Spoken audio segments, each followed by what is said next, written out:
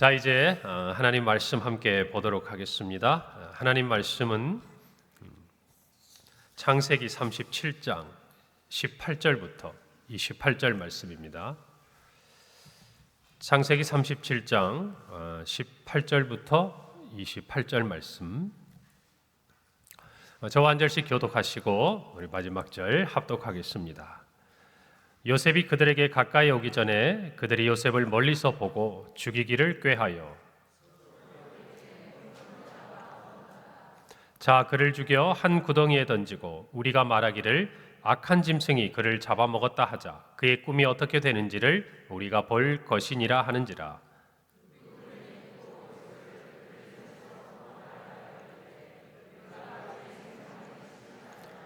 루벤이 또 그들에게 이르되 피를 흘리지 말라. 그를 광야 그 구덩이에 던지고 손을 그에게 대지 말라 하니 이는 그가 요셉을 그들의 손에서 구출하여 그의 아버지에게로 돌려보내려 함이었더라.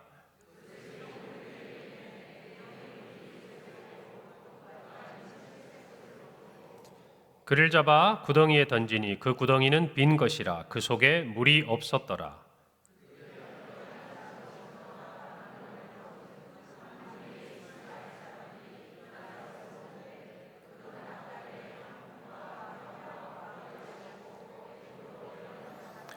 유다가 자기 백성에게 이르되 우리가 우리 동생을 죽이고 그의 피를 덮어둔들 무엇이 유익할까?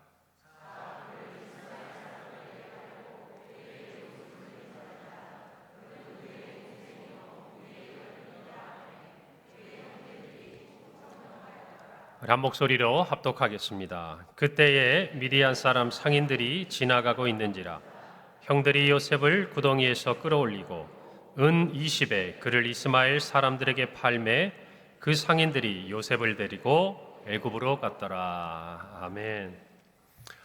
오늘 말씀은 삶의 위기가 찾아올 때라는 제목을 가지고 우리 성도들과 함께 은혜를 나누고자 합니다. 아마 이 자리에 계신 많은 분들, 특히 적지 않은 세월을 살아오신 분들은 삶의 숱한 위기들을 아마 지나서 이 자리에 오셨을 거예요. 맞죠?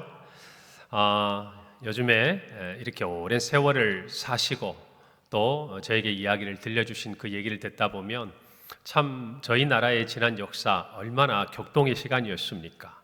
가난한 그때부터 지금까지, 그리고 또 저희 지역에 오랫동안 터를 이렇게 또 가지고 살아오신 분들의 말씀을 들어보면 참 그 시절에 힘겹고 어려웠던 얘기들을 많이 들어요. 단순히 가난해서, 단순히 환경이 어려워서가 아니라 때로는 우리의 삶에 그런 것이 아니라고 해도 위기의 순간은 찾아오기 마련입니다. 아마 다음 세대, 우리 일어나고 있는 청년들도 지금은 어쩌면 여러분이 삶의 위기라고 생각하는 것들과는 비교할 수도 없는 그와 같은 일들이 여러분의 삶에도 찾아올 수 있다는 것을 우리는 느낌적으로도 알 수 있어요. 다만 그 시간들을 우리가 어떻게 맞이하고 또 지나가야 할까? 참 우리에게는 두려운 마음도 한편 있기 마련입니다. 오늘 우리가 읽은 말씀은요, 어쩌면 요셉의 인생 가운데서 첫 번째지만 또 죽음, 다시 말하면 생사의 기로에 섰던 위기의 순간에 대해서 기록하고 있습니다. 요셉을 생각할 때마다 우리는 아버지 야곱을 생각할 수가 있는 것이죠. 참 닮아 있으면서도 어딘가 참 많이 다릅니다. 야곱을 보면 그의 인생에 있어서 어떤 순간이 가장 위기였을까요? 여러분 언제라고 생각하세요?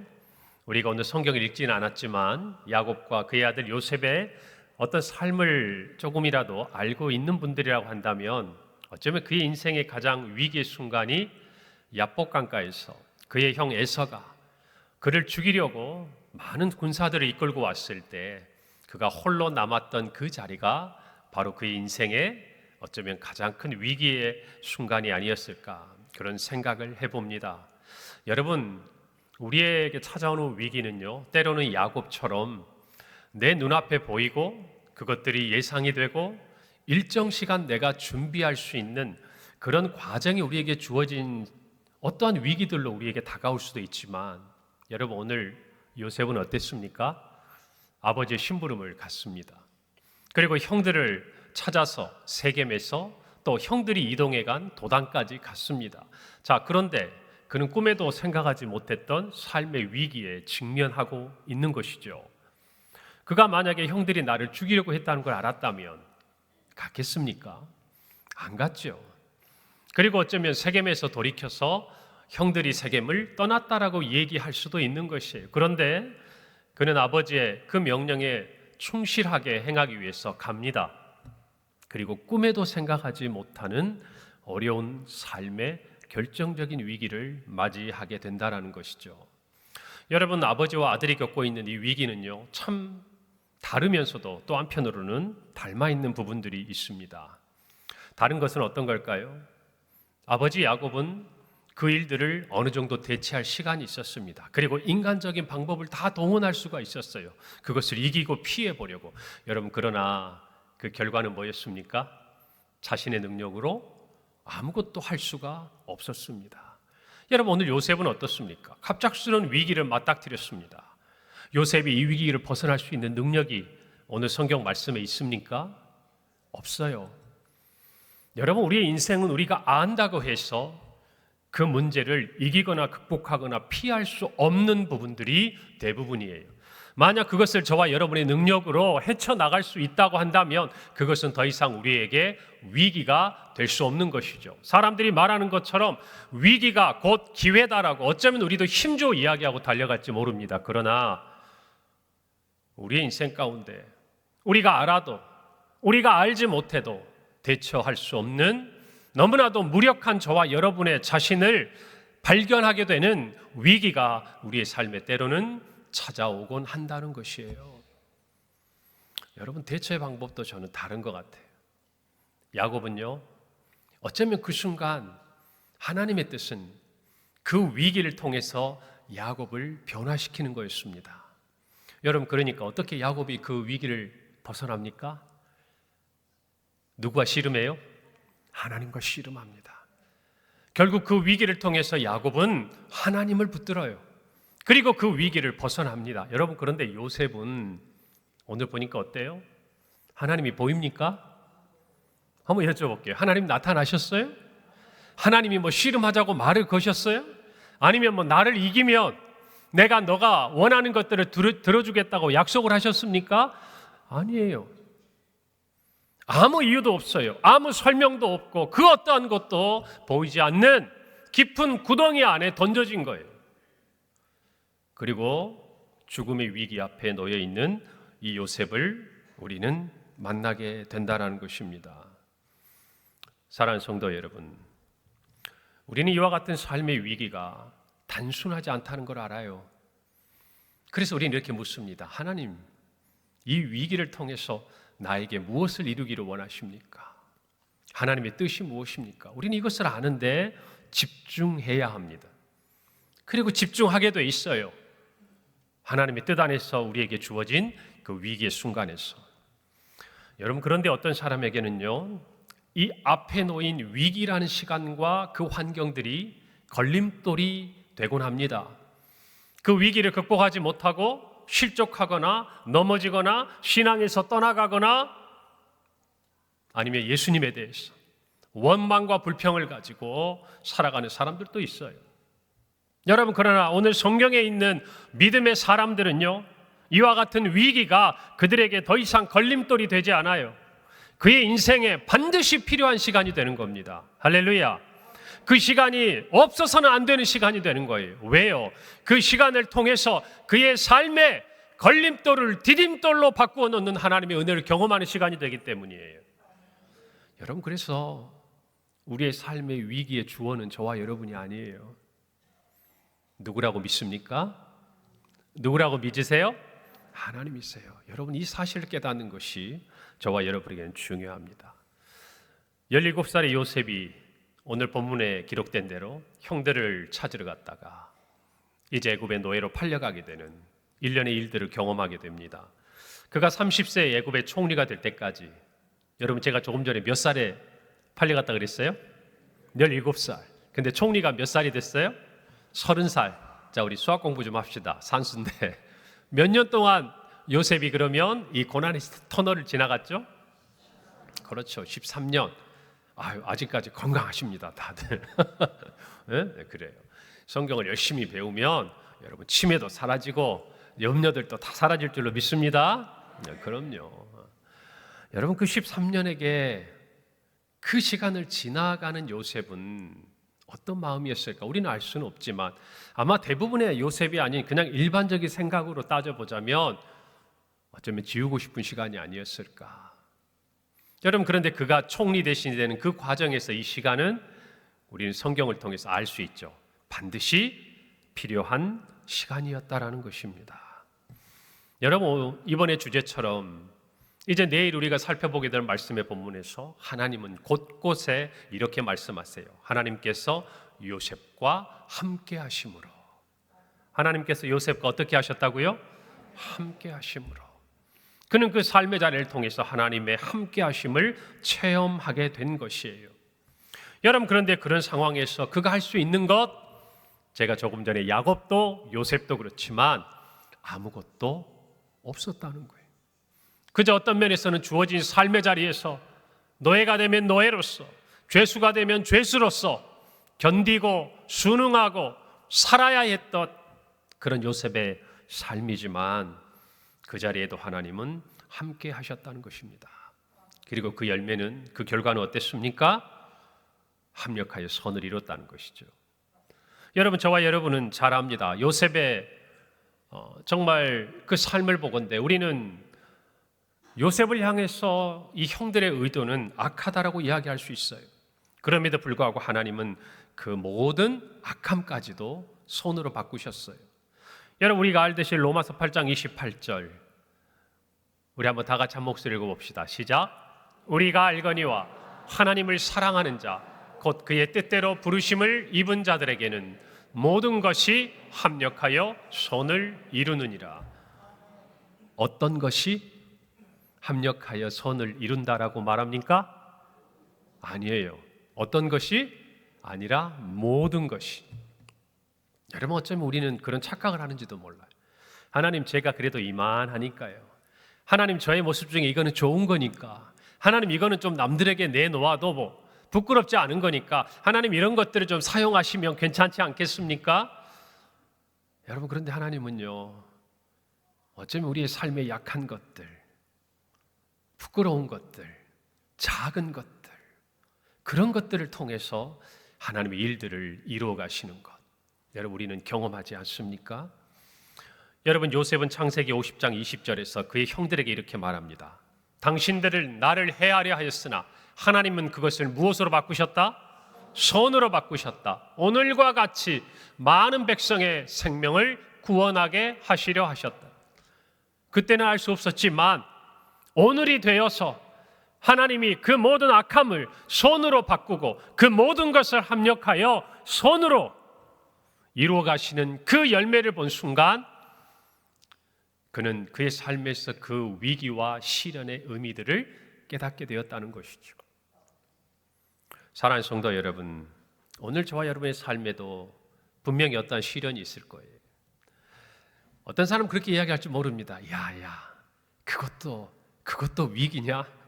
그것도 시련이냐? 야, 그 정도 가지고 말하니? 여러분 저는 그런 말씀하시는 분을 볼 때마다 참 많은 것들을 아는 것 같지만 정말 모른다는 생각을 많이 합니다. 왜요? 시련과 위기는요 지극히 주관적인 것이에요. 주관적인 것이기에 여러분 오늘날 사람들이 많은 안타까운 선택을 할 때 우리 그런 이야기하죠. 그럴 용기가 있으면 차라리 견뎌보지, 살아보지. 여러분 그런데 그 사람에게는 어떤 마음이겠죠? 죽기보다 사는 것이 더 힘들고 어려운 거예요. 여러분 그래서 우리는 남의 인생에 대해서 삶에 대해서 결코 쉽게 얘기해서는 안 됩니다. 누군가가 내 인생에 대해서 그렇게 이야기하는 것 여러분도 참기 힘들잖아요. 여러분 그래서 우리는 그 시련이 단순히 시련이 아니라 하나님께서 하나님의 뜻과 하나님의 계획을 이루어 가시는 순간이라는 것을 알고 그에게 그 시간이 걸림돌이 아니라 디딤돌이 되도록 격려하고 기도해주고 기다려주고 함께 그 결과와 열매를 바라보는 하나님의 자녀들이요 그리스도 안에서 지체가 되어야 할 줄로 믿습니다. 여러분 우리는 분명한 전제를 하나 가지고 우리의 모든 삶의 위기에는 하나님의 계획과 뜻이 있습니다. 할렐루야. 그리고 진정 하나님의 뜻과 계획 가운데 가는 그 길에는 우리가 아무것도 할 수 없다라는 철저한 우리 자신의 연약함과 무능력을 깨달을수록 하나님의 역사는 우리 안에 강하게 나타나고 하나님이 함께 하시면 저와 여러분을 강하게 이끌어가는 줄로 믿으시기를 바랍니다. 여러분, 오늘 말씀에 보면 요셉은 아버지의 말씀에 따라서 세겜으로 양을 치러 간 형들의 안부를 알려고 합니다. 여러분, 왜 세겜으로 갔을까요? 여러분, 이들은 유목민입니다. 그렇기 때문에 양떼를 끌고 가면 이 목축을 하는 사람들은 가장 중요한 게 뭘까요? 두 가지가 있습니다. 하나는 먹을 초장이에요. 풀이 있어야 되죠. 또 하나는 뭘까요? 물이 있어야 됩니다. 이곳을 찾아 떠나가는 거예요. 여러분, 그런데 이 세겜이라는 도시 어떤 곳입니까? 여러분 생각나세요? 세겜은 이 어깨라는 뜻을 가지고 있어요. 그래서 에발산과 그리심산 이 두 개의 어깨를 가진 지형에 위치해 있다. 그래서 오래전부터 도시가 형성되었던 곳이. 여러분, 야곱이 가나안 땅에 들어왔을 때 그의 형 에서를 떠나서 지나가다가 이 세겜이라는 곳에 이르렀을 때 가족 간에 안타까운 일을 당합니다. 딸 디나가 그 땅을 보러 갔다가 그 땅의 추장이었던 세겜에 의해서 성적인 어려움을 당하게 되죠. 폭행을 당하게 됩니다. 그때 어떤 일이 일어났습니까? 그의 오라비들이 그 지역에 있는 그 땅에 있는 주민들을 속이고 다 도륙해버리는 엄청난 일을 저지릅니다. 온 가족이 위기에 빠졌을 때 하나님의 음성이 들리죠. 일어나 어디로 가라? 베델로 가라. 그 땅이에요. 자, 그런데 여러분, 지금 자기 아들들이 어디에서 이 양떼를 먹이고 있는 거예요? 세겜 땅에서. 아직도 그 일을 기억하고 있는 많은 사람들이 있을 수 있잖아요. 그런 마음에 야곱은 요셉에게 이야기를 했을 거예요. 형들이 잘 지내고 있나? 무슨 일은 없는가? 여러분, 그렇게 세겜에 도착했지만 형들은 다른 곳으로 떠났죠. 그리고 요셉은 그곳까지 갑니다. 그리고 그곳에서 그는 죽을 위기를 만납니다. 자, 그때 멀리서 오는 요셉을 보면서 형들이 하는 말이 참 의미가 있어요. 여러분, 20절 말씀 한번 볼까요? 이렇게 되어 있습니다. 자, 그를 죽여 한 구덩이에 던지고 우리가 말하기를 악한 짐승이 그를 잡아 먹었다 하자. 그의 꿈이 어떻게 되는지를 우리가 볼 것이니라. 여러분, 마지막에 형들이 뭐라고 이야기를 합니까? 그를 죽이고 나서 그들이 알고 싶은 게 뭐라고요? 그의 꿈이 어떻게 되는가? 여러분, 요셉을 죽이면 그 꿈이 이루어질 수 있습니까? 없죠. 그 꿈을 자기들의 손으로 짓밟아 놓고 그 꿈을 이루지 못하도록 그렇게 요셉을 죽이고자 했던 그들이 그 꿈이 어떻게 되는지를 보겠다는 거. 이게 말이 됩니까? 말이 안 되잖아요. 여러분, 시간을 두고 한번 우리가 생각해 봅시다. 우리가 하나님의 은혜 가운데 있는 이유는 뭘까요? 그 당시에는 알지 못하고 행한 일들을 저와 여러분의 성경을 통해서 이 일이 어떻게 하나님의 인도함과 계획 가운데 이루어지는지를 우리는 알 수 있는 은혜의 시간을 살고 있는 거 아니겠어요? 여러분, 그들이 정말 그 꿈이 어떻게 되는지 보고자 했던 요셉의 꿈은 어떤 거였어요? 자기들을 살리는 꿈이었어요. 아닙니까? 나중에 그들이 기근이 들어서 곡식이 없어서 다 죽게 되었을 때 여러분, 그의 아버지와 그의 모든 가족들과 또 그의 가축들이 먹어야 할 그 모든 식량들을 얻기 위해서 애굽에 가서 누구를 만납니까? 요셉을 만나잖아요. 결국 이 요셉의 꿈이 자신들의 생명을 살리는 거였어요. 그런데 그들은 뭐라고 이야기합니까? 자, 그를 죽이고 그의 꿈이 어떻게 되나 보자. 여러분, 이게요, 하나님의 계획 가운데 하나님의 뜻 가운데 살아가는 사람들이 삶 가운데 겪게 되는 위기, 그 위기의 특징이에요. 여러분, 우리는 십자가를 생각해 보십시다. 예수님께서 왜 이 땅에 오셨습니까? 왜 이 땅에 오셨어요?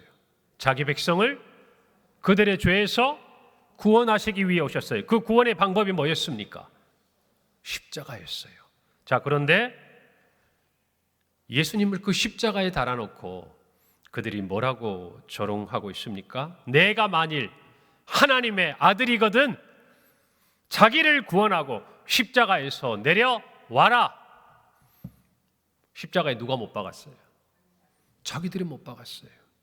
그래놓고 뭐라고 조롱합니까? 자기를 구원하고 십자가에 내려오랍니다. 그 십자가가 장차 자기들을, 아니 온 인류를 죄에서 구원할 수 있는 하나님의 구원의 은혜요 방법이었다는 것을 깨닫지 못하고, 여러분 그것을 알고 예수님은 묵묵히 십자가의 길을 가셨어요. 요셉은 몰랐지만 하나님의 뜻 안에서 그 시련의 시간들을 지나가고 있는 것입니다. 사랑하는 성도 여러분, 여러분의 삶에 함께 하심, 그 자리는요 지금 시련의 자리일 수도 있습니다. 위기의 순간일 수도 있어요. 그럼에도 불구하고 우리가 믿고 신뢰할 수 있는 이유는 우리에게 찾아온 그 시련이 그저 시련으로, 그 위기가 그 위기로 끝나지 않도록 하나님께서 저와 여러분의 인생을 이끌어 가실 것이라는 믿음이 있기 때문이에요. 할렐루야. 알아도 좋아요, 몰라도 좋아요. 오늘 본문에 있는 것처럼 하나님이 저와 여러분의 인생을 왜 이리 끌고 가시는지 우리가 알고 모르는 것은 전혀 중요하지 않아요. 진짜 중요한 것은 뭡니까? 하나님이 이루고자 하시는 뜻이 저와 여러분에게 우리의 삶에 작정되어 있다면 하나님은 저와 여러분의 삶에 반드시 함께 계신 줄을 믿으시기를 바라요. 이것이 중요한 거예요. 우리는 알고 싶어요. 하나님 왜요 내 삶에 이런 일이 생깁니까? 좀 설명을 해주시면 제가 견딜 수 있지 않겠어요? 제가 인내할 수 있지 않겠어요? 제가 좀 참아볼 수 있지 않겠어요? 아니에요. 안다고 참을 수 있는 게 아니에요. 안다고 우리 힘으로 이길 수 있는 게 아니에요. 우리에게 필요한 것은 우리의 어떤 순간이든지 삶의 위기의 순간이라 할지라도 하나님이 함께 계시는 것을 체험하는 거예요. 체험하는 거예요. 오늘 저와 여러분이 요셉의 이 삶을 보면서 혹시 하나님 나에게 왜 이런 고난이 있습니까? 왜 나에게 이런 질병이 있습니까? 왜 나에게 이런 아픔이 있습니까? 왜 나에게 이런 시련이 있습니까? 왜 앞이 막막합니까? 도대체 무엇을 해야 합니까? 그런 질문을 묻고 싶다면 그 기도를 바꾸세요. 하나님 나와 함께 하심을 믿습니다. 하나님 내 삶 가운데 완전한 계획을 가지고 계신 줄을 믿습니다. 하나님 합력하여 선을 이루어 주실 줄 믿습니다. 하나님 악이라도 선으로 바꾸어 내 삶에 하나님 뜻을 이루어 가실 줄 믿습니다. 여러분 오늘 저녁에 저와 여러분의 기도가 그런 기도가 되기를 바랍니다. 여러분 바울이 뭐라고 그랬습니까? 하나님 나라에 가려면, 그 영광 가운데 나아가려면 고난도 받아야 한다고 말씀하셨어요. 그런데 그 고난에 대해서 우리는 다 알고 싶어요. 이유를 알고 싶어요. 내가 이해하고 싶어요. 왜 그렇게 이유를 알고 싶습니까? 그 이유를 알아야 내가 받아들일지 아닐지 혹시 여러분 그렇게 착각하고 계신 거 아니에요? 그 이유를 알려주시면 내가 이해가 되면 그것은 하나님 받아들이고, 내가 이해할 수 없으면 하나님 이건 아니잖아요 라고 이해하고 싶은 마음이 우리 안에 조금이라도 있는 거 아니에요? 여러분 그러나 분명히 아셔야 돼요. 저와 여러분의 인생의 주인은 하나님이십니다. 위기에서도 하나님이시고 형통한 가운데서도 하나님이시고 우리가 병들어 약할 때도 하나님이시고 우리가 강하고 담대하게 세상 가운데 쓰임받을 때도 오직 우리의 주인은 하나님이세요. 그 하나님 앞에 올바른 신앙의 자세를 가지세요. 여러분 어쩌면 무서운 삶의 위기의 순간에는요 감히 하나님 앞에 그런 걸 물을 수도 없는 시간이 우리에게 찾아오는지도 몰라요. 여러분 알 수 없는 우리의 삶의 위기 가운데 우리는 두 가지를 붙들고 하나님이 함께 하심을 믿어야 돼요. 첫 번째입니다. 따라서 합시다. 하나님의 보호하심을 신뢰합시다. 하나님은요 요셉에게 꿈을 주셨습니다. 그런데 그 꿈으로 인해서 그는 그 꿈이 이루어지기는커녕 지금 어떤 일이 생겼어요? 죽을 위기에 빠지고 말았습니다. 형들이 말해요. 그 꿈이 얼마나 싫었으면 꿈꾸는 자가 오는도다. 그 꿈이 어떻게 되나 보자. 그 꿈에 싹을 자르면서도 그는 그렇게 이야기하고 있는 거 아니겠어요? 여러분, 우리 인생에 예수님이 꿈을 주셨다고 그랬어요. 늘 꽃길이 있는 거 아니에요. 어쩌면 우리가 기대하는 굉장히 화려하고 좋은 어떤 모습보다 그 꿈을 위해서 우리는 우리 십자가를 져야 될 일이 훨씬 많을지 몰라요. 아니, 냉정하게 말씀드리면 그게 맞아요. 그럼에도 불구하고 저와 여러분은 그 꿈을 놓아서는 안 됩니다. 여러분 한번 생각해 보세요. 세상에 귀한 것 그저 얻어지는 것 있습니까? 여러분이 여러분의 배우자를 얻고자 할 때 사랑할수록 얼마나 마음을 쓰고 모든 것을 아까워하지 아니하고, 여러분이 여러분의 자녀들의 형통함과 정말 자녀들의 삶의 그 아름다운 것들을 보기 위해서 여러분은 못 입고 못 쓰고 아껴도 자녀들에게는 아끼지 않잖아요. 사랑은 여러분 귀한 것일수록 그것들을 가꾸고 그것들을 이루어가는 데는요, 그만큼의 대가가 더 필요한 거예요. 맞습니까? 맞아요.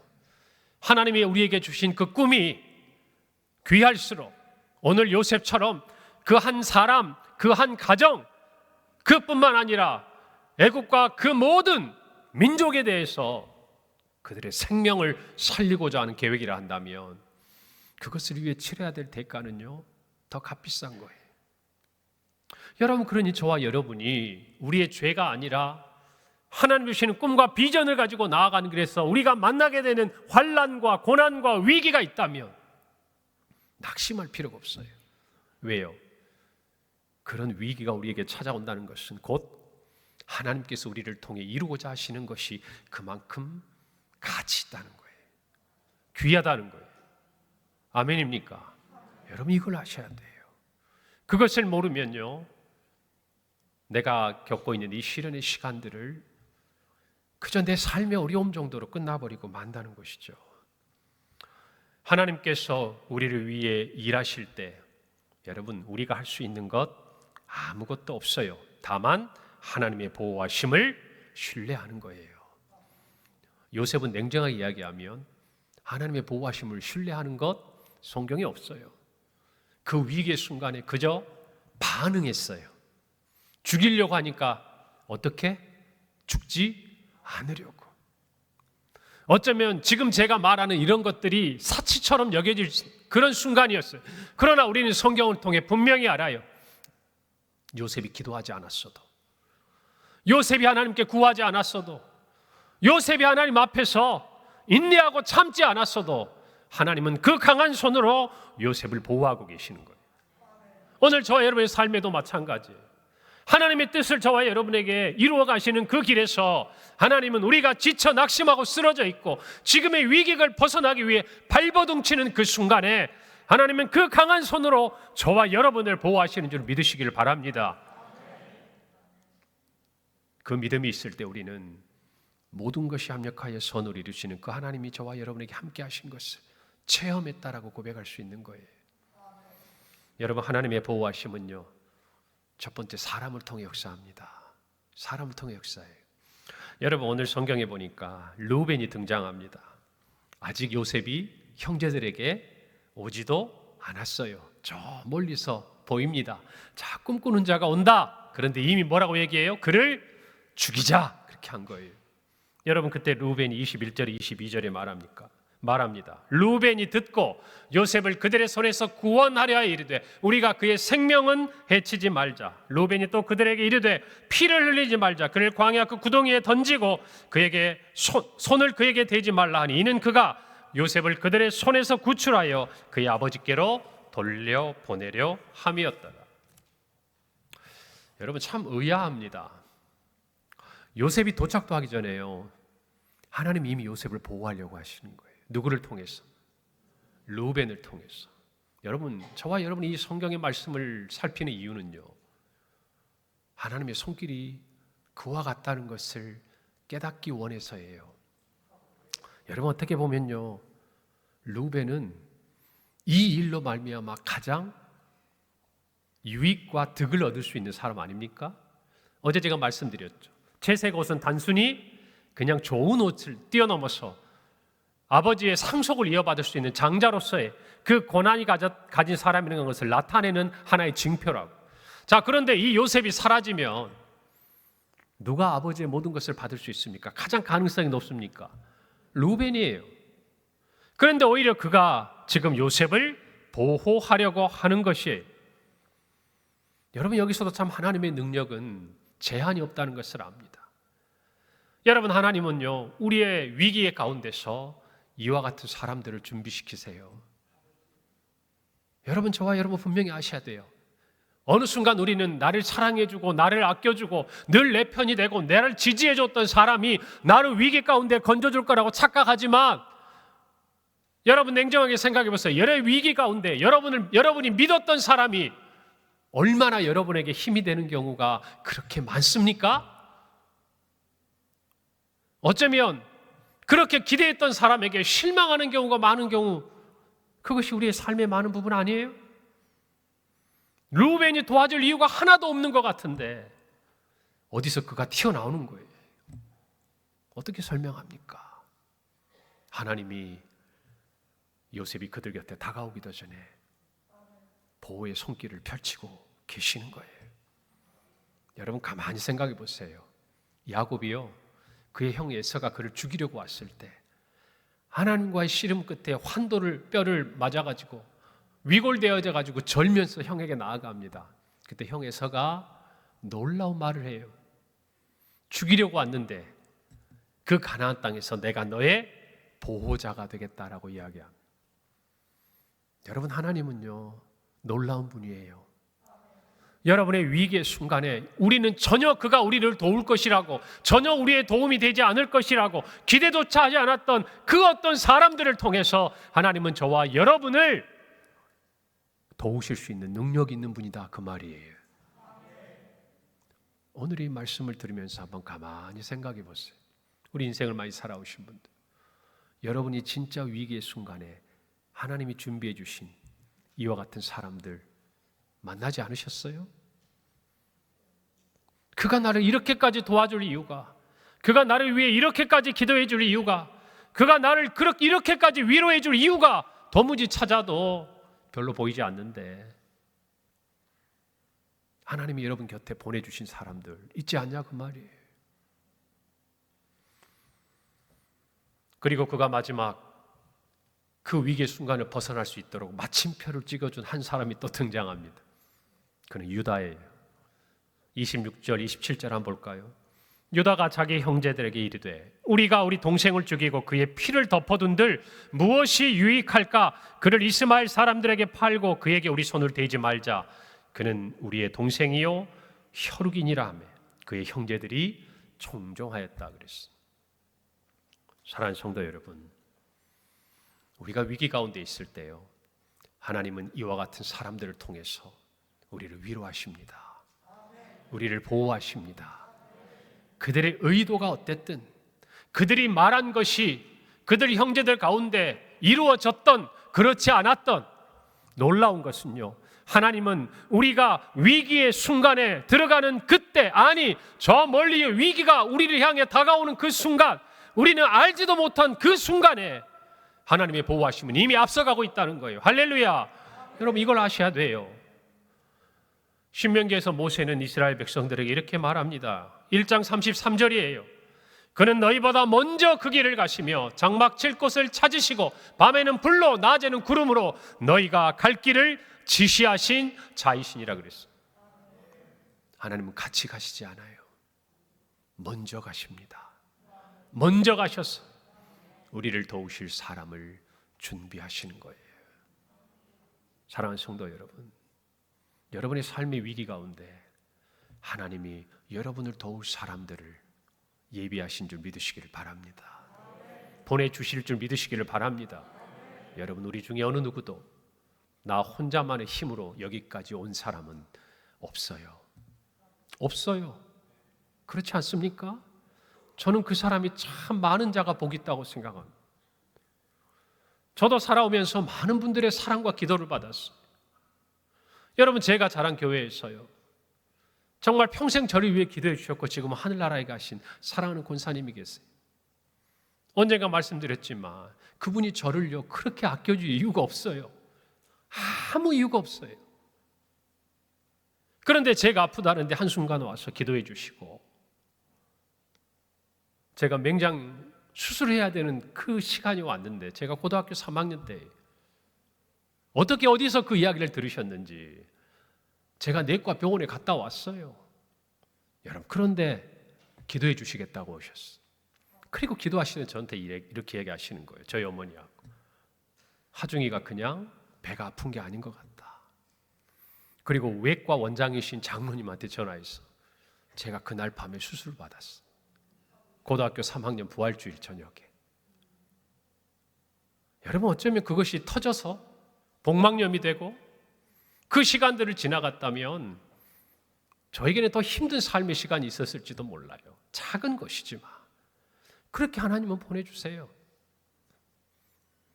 그리고 수많은 그 시간을 자기의 자녀들과 손주들 모두 이름이 있음에도 불구하고 돌아가시는 그 순간까지 저를 위해 기도해 주셨던 그 몇 분이 저는 생각이 나요. 사랑하는 성도 여러분, 우리의 위기의 순간에 하나님은 결코 가만히 계시지 않습니다. 할렐루야. 분명히 아셔야 돼요. 여러분, 제가 목회자의 길을 정말 그토록 하나님 앞에 고민하고 있을 때 하나님은 저에게 그 이야기를 제가 어렸을 때 중등부 때 저를 지도해 주셨던 그 목사님을 통해서 계속 전해 주셨어요. 지나고 나니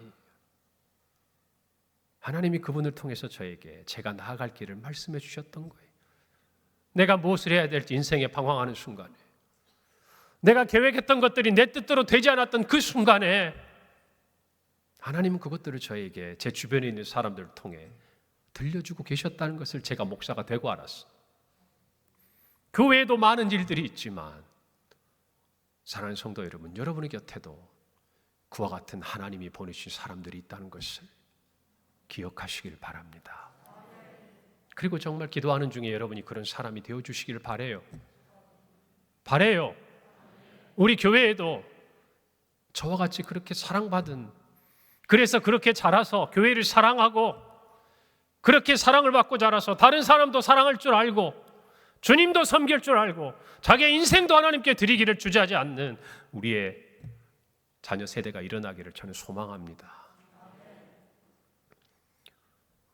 또한 하나님 우리를 보호하시는데요, 환경을 통해서 우리를 보호하십니다. 여러분, 23절에 24절 한번 볼까요? 요셉이 형들에게 이르되 그의 형들이 요셉의 옷 곧 그가 입은 채색 옷을 벗기고 그를 잡아 구덩이에 던지니 그 구덩이는 빈 것이라 그 속에 물이 없었더라 그랬어요. 그들은 제일 보기 싫었던 옷부터 벗겼습니다. 그리고 난 다음에 루벤이 했던 말처럼 그 곁에 있던 구덩이에 던져버렸어요.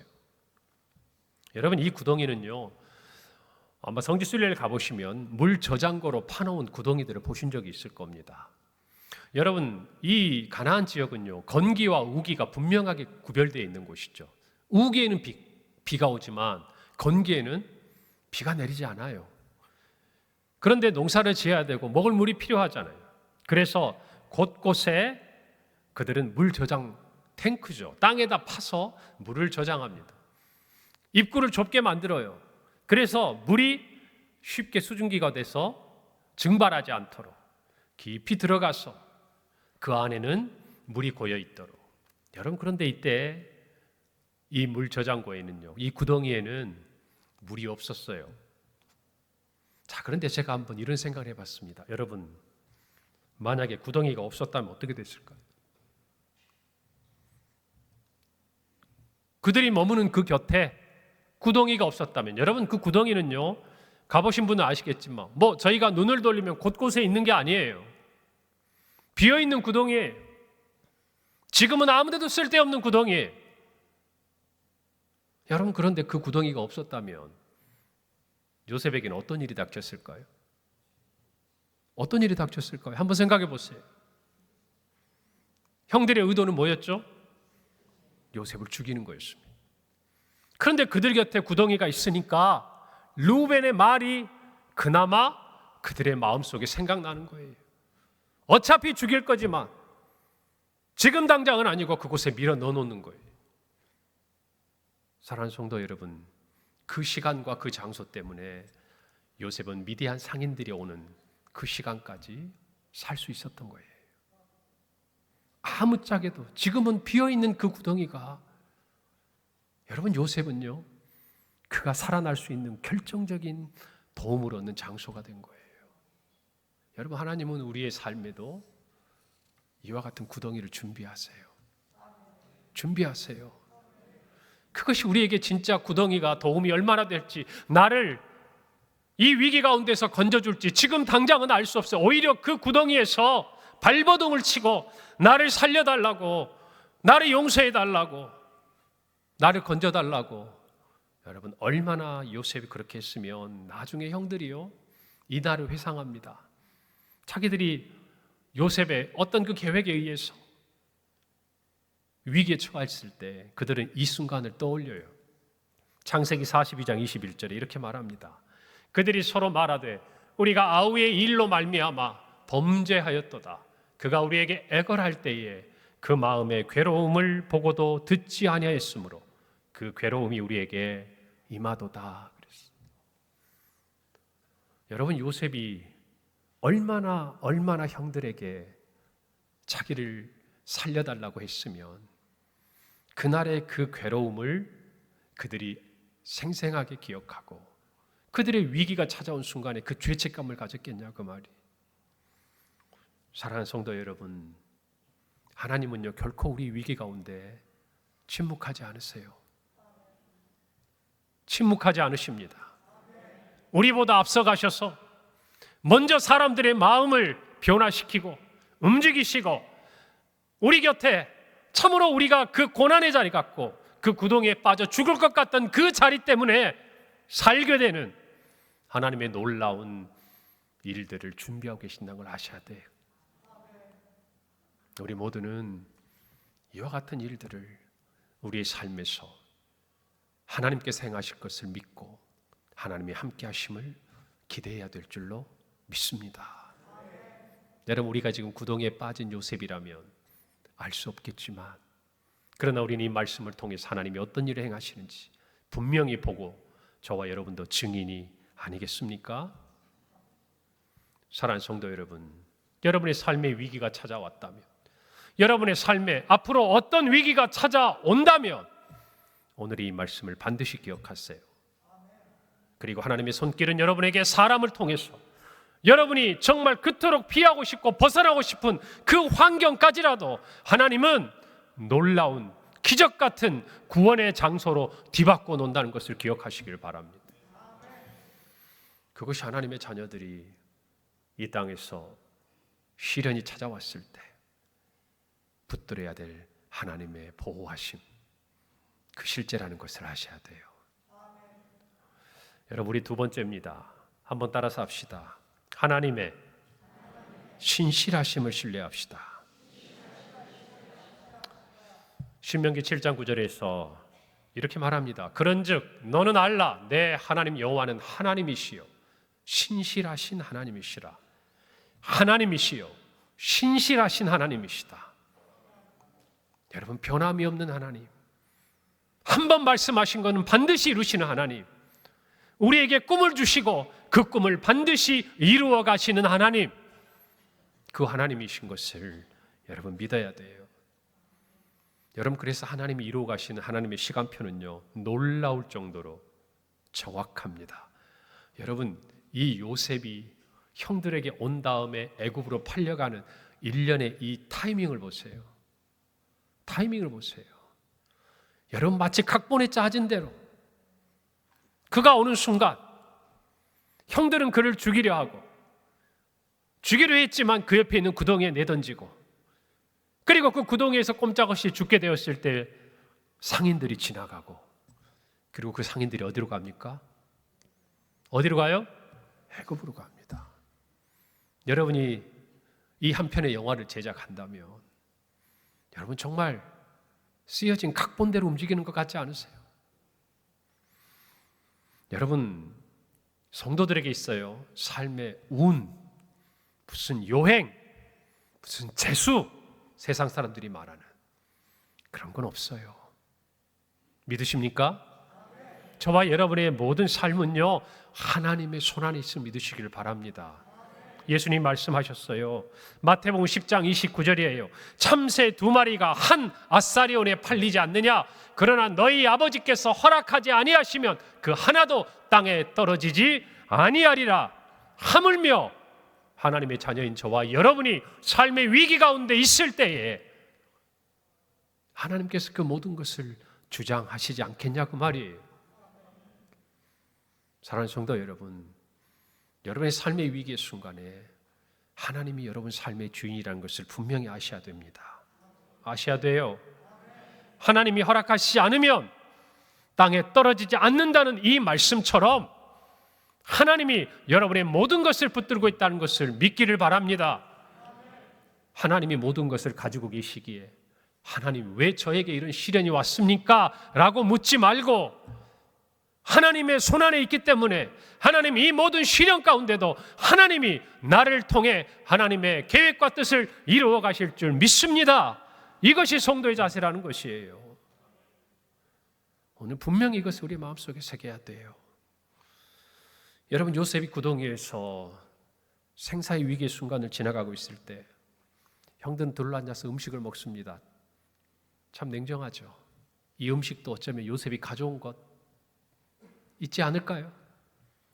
그것을 먹으면서 동생을 구덩이에 던져놓고 그 동생의 생명이 자신들의 손에 있는 것처럼 그렇게 앉아있는 거예요. 여러분, 그런데 그때 하나님이 기가 막힌 반전을 준비하시죠. 25절 말씀입니다. 그들이 앉아 음식을 먹다가 눈을 들어본 적 한 무리의 이스마엘 사람들이 길르앗에서 오는데 그 낙타들의 향품과 유향과 모략을 싣고 애굽으로 내려가는지라. 여러분, 이걸 아셔야 돼요. 구덩이에 던져진 요셉이 자기를 살려달라고 발버둥 치고 애통하고 애걸하고 소리를 지르고 울부짖고 있을 때 여러분, 길르앗에서 출발한 이 상인들의 이 낙타의 발걸음이요 점점 가까워지는 거예요. 할렐루야. 여러분, 이 말의 의미를 잘 아셔야 돼요. 우리가 시련 가운데 있을 때, 우리가 위기 가운데 있을 때 하나님은 우리가 위기를 맞이하는 그보다 훨씬 더 전부터 그 위기에서 우리를 건지실 하나님의 일들을 이루어 오고 계시는 거예요. 여러분, 이걸 믿으셔야 돼요. 그래서 하나님의 타이밍은 완벽해요. 절대 놓치지 않으세요. 여러분, 우리는 아브라함을 생각할 때 떠오르는 한 단어가 있습니다. 여호와 이레. 어떤 장소에서 이 고백이 이루어졌죠? 아들 이삭을 하나님의 말씀대로 번제로 드리려고 했을 때 한 가지만 여쭤봅시다. 아브라함은 그의 아들을 진짜 죽여서 하나님께 번제로 드리려고 했어요. 그런데 하나님이 말리셨습니다. 그 산, 정말 하나님께 제단을 쌓아야 되는 그 장소에서 아브라함이 제물을 취해서 하나님께 제사를 드렸습니까? 안 드렸습니까? 드렸어요? 안 드렸어요? 드렸습니다. 그러면 또 하나 질문해 보죠. 하나님께서 이 이삭을 대신할 순양을 아브라함과 이삭이 올라오는 그 시간보다 전에 올려 보내고 계시지 않았겠습니까? 그러지 않으셨겠어요? 사람이 아니라 그 짐승의 발걸음을 점점 그 모리아산 아브라함이 이삭을 하나님께 드리고자 했던 그 장소로 누가 이끌어오고 있겠습니까?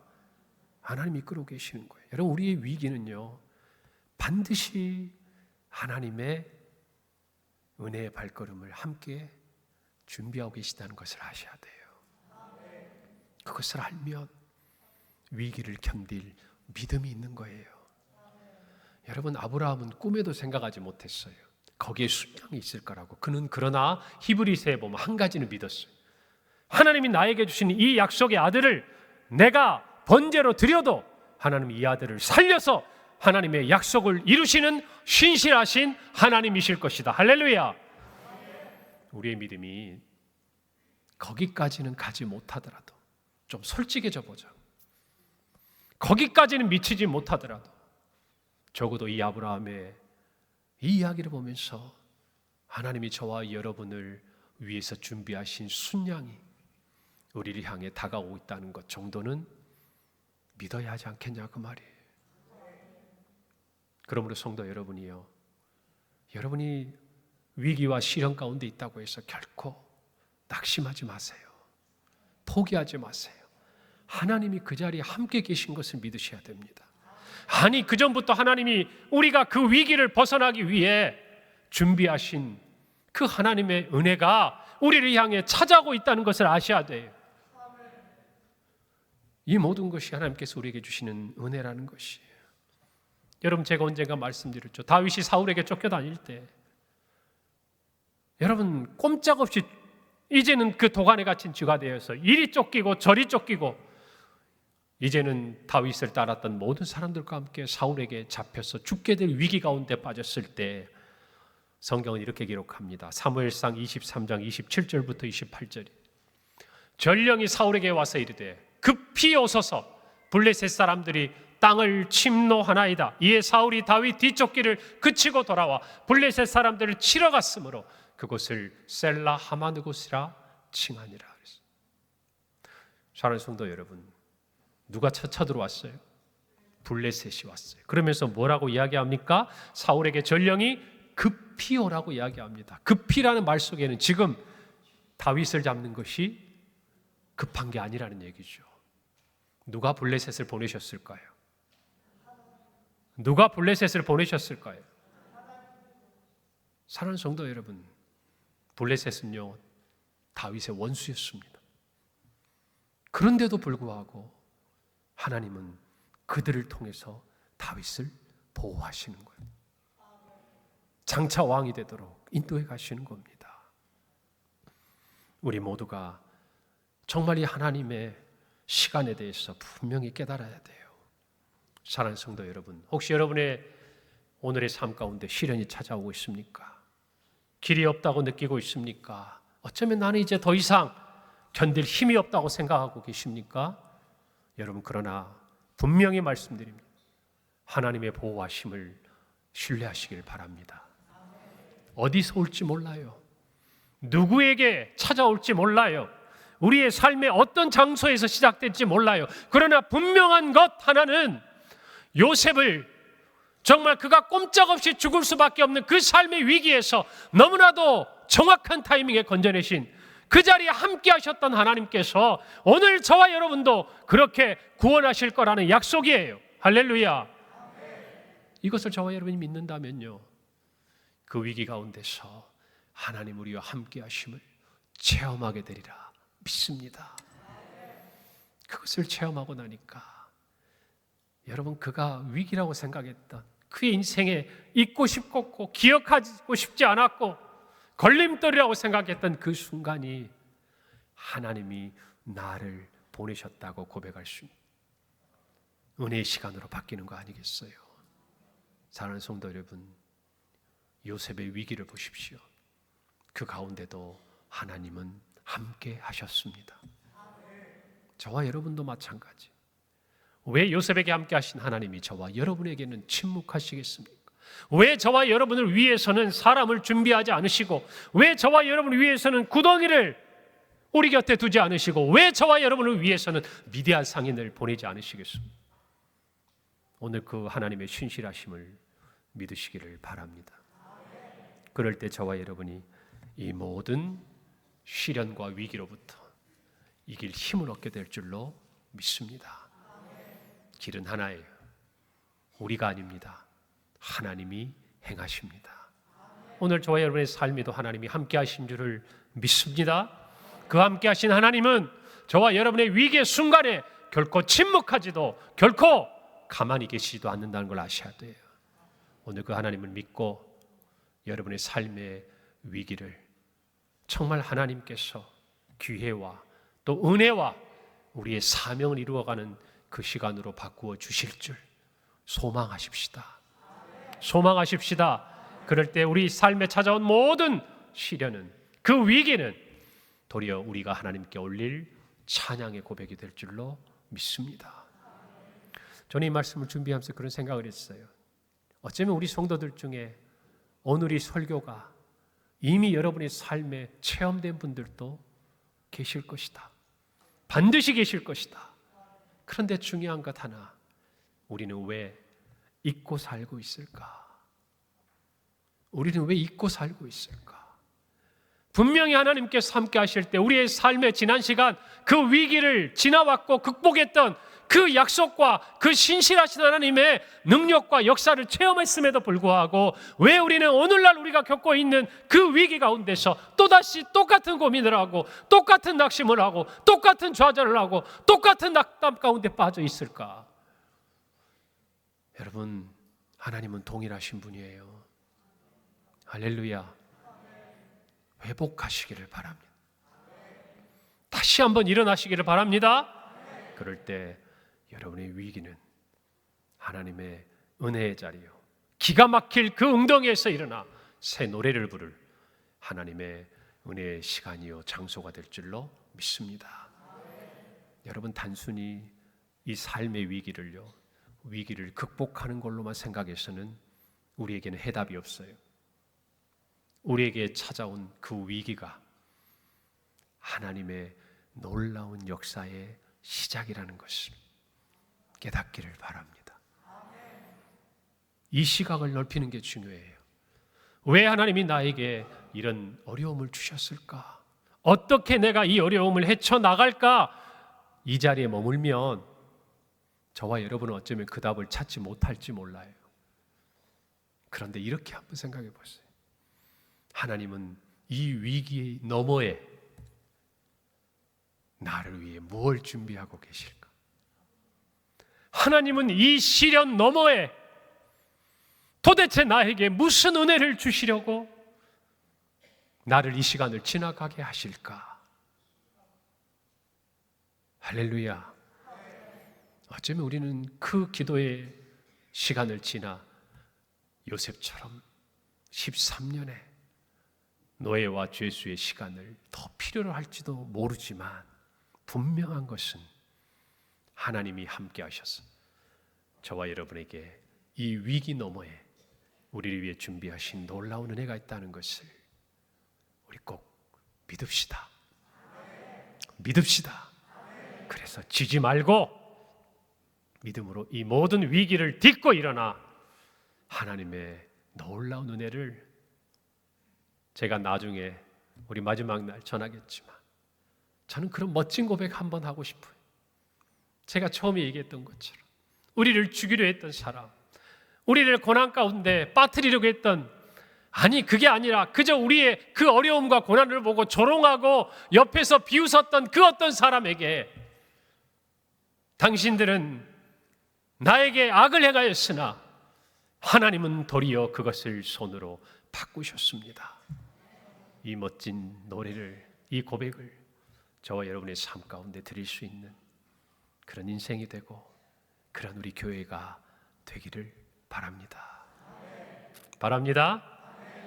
우리 함께 오늘 찬양하면서 좀 말씀을 생각합시다.